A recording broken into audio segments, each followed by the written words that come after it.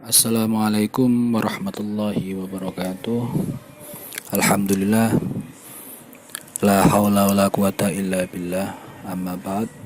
Baiklah anak-anakku semuanya, saya banggakan pada kali ini kita akan mempelajari tentang Khalifah Utsman bin Affan atau kepemimpinan Khalifah Utsman bin Affan dalam pembelajaran pendidikan agama Islam dan budi pekerti kelas 6. Baiklah anak semuanya, saya banggakan, mudah-mudahan kalian semuanya dalam keadaan sehat walafiat dan semoga wabah ini segera diangkat oleh Allah Subhanahu wa taala. Anak-anakku yang saya banggakan, Khalifah Utsman bin Affan itu merupakan khalifah yang ketiga. Jadi pengganti kepemimpinan Rasul setelah Nabi Muhammad SAW wafat, ada namanya khalifah. Yang pertama adalah Khalifah Abu Bakar, yang kedua adalah Umar, yang ketiga adalah Utsman. Khalifah Utsman ini menjadi khalifah selama 12 tahun, mulai tahun 644 Masehi sampai 656 Masehi. Dikenal sebagai orang kaya yang dermawan. Buktinya apa? Pada masa pemerintahan Khalifah Abu Bakar, beliau pernah membelikan gandum yang diangkut dengan 1000 ekor unta untuk membantu kaum miskin yang menderita di musim kekeringan. Bayangkan betapa banyaknya gandum yang diberikan. Pernah menjadi sekretaris Rasulullah, menuliskan wahyu. Ketika Rasulullah mendapatkan wahyu, maka Utsman bin Affan yang menuliskan wahyunya. Kemudian pada zaman Khalifah Abu Bakar pernah menjadi penasihat khalifah. Kemudian beliau sangat disayangi Rasulullah sampai-sampai dinikahkan dengan putri Rasulullah. Yang pertama dengan Ruqayyah. Ketika Ruqayyah wafat, kemudian dinikahkan lagi dengan putri Rasulullah yang bernama Ummu Kulsum. Oleh karena itu, ia mendapatkan gelar Dzun Nurain, yang artinya memiliki dua cahaya, atau pernah menjadi menantu Rasulullah sebanyak 2 kali. Kemudian Khalifah Utsman bin Affan juga pernah 2 kali berhijrah, 2 kali ke Habsah dan 1 kali ke Madinah. Kemudian jasa-jasa Khalifah Utsman bin Affan yang pertama adalah membangun armada Islam atas usulan Muawiyah yang menjadi gubernur Syam, yang mana armada itu dibuat untuk menyerang Bizantium. Kalau tidak salah sekarang itu menjadi negara Turki. Yang kedua, dengan armada laut berhasil menaklukkan negara Asia Kecil dan pesisir Laut Hitam dan menduduki Pulau Siprus dan Rhodes. Yang ketiga, daerah-daerah strategis dikuasai Islam seperti Mesir dan Romawi.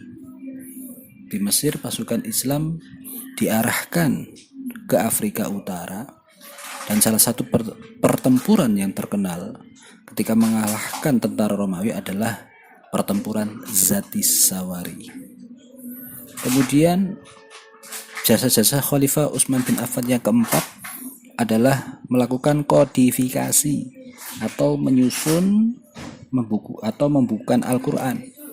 Karena khawatir terjadi perbedaan Al-Quran, maka Khalifah Utsman bin Affan melakukan penyusunan atau pembukuan Al-Quran.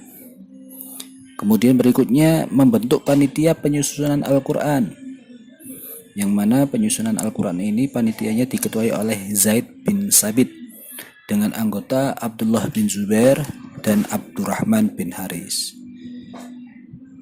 Baiklah anak-anakku semuanya, kemudian jasa-jasa Khalifah Utsman bin Affan yang keenam adalah panitia pembentukan atau penyusunan Al-Quran. Itu tugasnya adalah menyalin ulang Al-Quran dalam sebuah buku, yang mana buku tersebut disebut dengan mushaf, yang mana mushaf itu disalin atau diperbanyak sebanyak 4 buah atau 4 eksemplar, yang mana yang asli disimpan di Madinah dijadikan mushaf Imam atau disebut dengan mushaf Utsmani, yang dikirimkan ke yang salinannya yang keempat itu dikirimkan kemana saja? Yang pertama dikirimkan ke kota Mekah, yang kedua dikirimkan ke Suriah, kemudian yang ketiga dikirimkan ke Basrah, dan yang keempat adalah dikirimkan ke Kufah. Kemudian jasa-jasa yang terakhir apa? Yang kita ketahui adalah jasa Utsman bin Affan adalah merenovasi Masjid Nabawi di kota Madinah dengan memperluas dan memperindah bentuknya. Jadi karena Masjid Nabawi awalnya kecil, kemudian diperluas oleh Khalifah Utsman bin Affan dengan cara tanah-tanah di sekitar Masjid Nabawi dibeli oleh Khalifah Utsman bin Affan, sehingga Masjid Nabawi bisa diperluas dan diperlebar dan diperindah bentuknya. Kemudian anak-anakku yang saya banggakan, sifat yang bisa ambil atau kita teladani dari Khalifah Utsman bin Affan, apa saja sifat-sifatnya? Yaitu Utsman bin Affan adalah seorang saudagar atau pedagang yang kaya, kemudian dermawan. Kemudian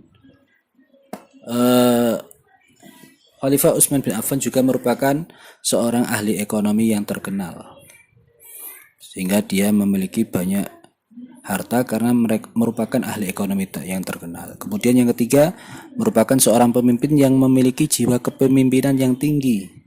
Hal itu bisa dibuktikan ketika Rasulullah SAW memilih Utsman bin Affan untuk menjadi wali kota Madinah selama 2 kali masa jabatan.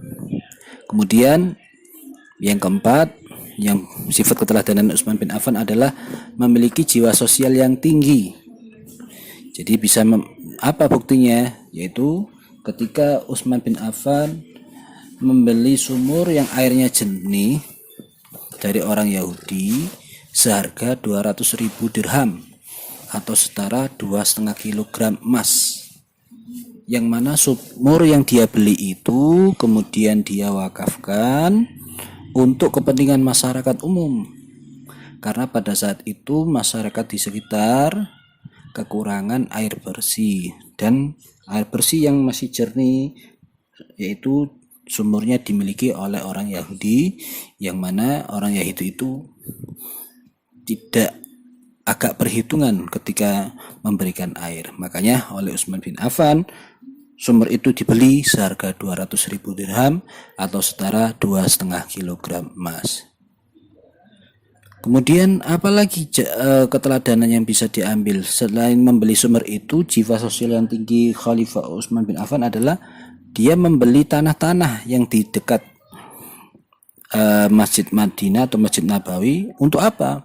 Untuk digunakan untuk pelebaran atau perluasan Masjid Nabawi. Jadi itu adalah keteladanan atau sifat keteladanan Khalifah Utsman bin Affan. Kurang lebihnya maaf apabila ada kata-kata saya yang kurang berkenan. Akhir kata, wassalamualaikum warahmatullahi wabarakatuh.